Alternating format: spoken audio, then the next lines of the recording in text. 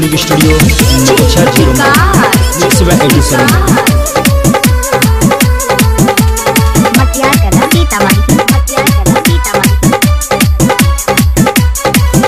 दिलावा लगाई के कोनो दोई छिगे सहाजा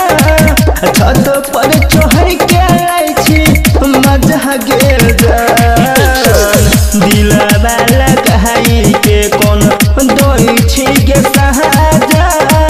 छत पर चढ़ के आई छी मजा गेल निकलत गली होके दीवाना के जनाजा कफने ओढ़ावे है जो है समसान जान गे निकलत गली होके दीवाना के जनाजा कफने ओढ़ावे है जो है समसान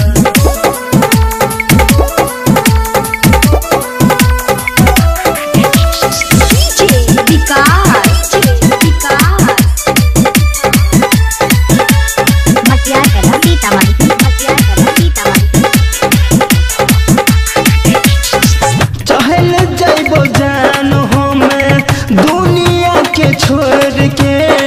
देख नहीं पैबे जन सूरज हम भोर के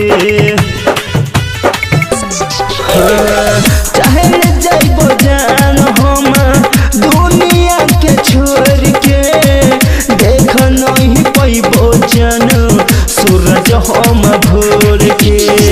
पलपत करे जा हमर जान मार का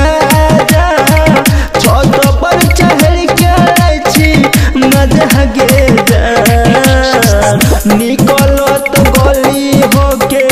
दीवाना के जनाजा कफने ओढ़ावे होई है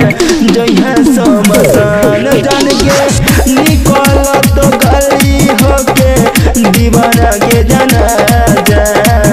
कफने ओढ़ावे होई है जो है समसान